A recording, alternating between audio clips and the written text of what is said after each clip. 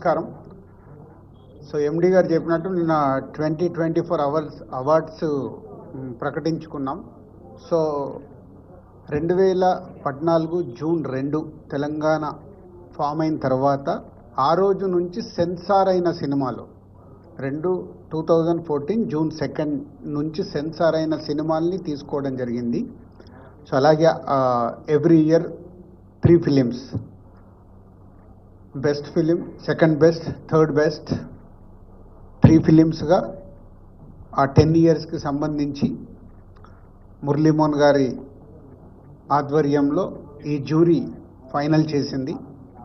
So ఆ 10 years సినిమాలు ఏంటి అని ఇప్పుడు మురళీమోహన్ గారు అనౌన్స్ చేస్తారు. అలాగే 6 స్పెషల్ అవార్డ్స్, ఇందాక ఎండి గారు చెప్పినట్టు నంది అవార్డ్స్లో ఉన్న 4 నేమ్స్తో పాటు తెలంగాణకు సంబంధించి పైడి జయరాజ్ గారు అండ్ కాంతారావు గారి పేరు పైన 2 అవార్డ్స్ యాడ్ చేయడం జరిగింది. సో ఈ ఇయర్ నుంచి, సో ఈ నెల నెక్స్ట్ మంత్ జూన్ 14 రోజు 2024 అవార్డ్స్తో పాటు ఈ 10 ఇయర్స్ అవార్డ్స్ కూడా దాంట్లోనే ఇంక్లూడ్ అయి ఉంటాయి. సో టోటల్ ఈవెంట్ మొత్తం ఈ 11 సంవత్సరాలకు సంబంధించిన ఈవెంట్ జూన్ 14 ఐటెక్స్లో జరుగుతుంది. సో మీ అందరికీ ఇది ముందుగా ఇట్స్ ఇంటిమేషన్. సో ఎండి గారు చెప్పినట్టు నిన్న 2024 అవార్డ్స్ ప్రకటించుకున్నాం. సో 2014 జూన్ 2 తెలంగాణ ఫామ్ అయిన తర్వాత ఆ రోజు నుంచి సెన్సార్ అయిన సినిమాలు 2014 జూన్ 2 నుంచి సెన్సార్ అయిన సినిమాల్ని తీసుకోవడం జరిగింది. సో అలాగే ఎవ్రీ ఇయర్ 3 ఫిలిమ్స్,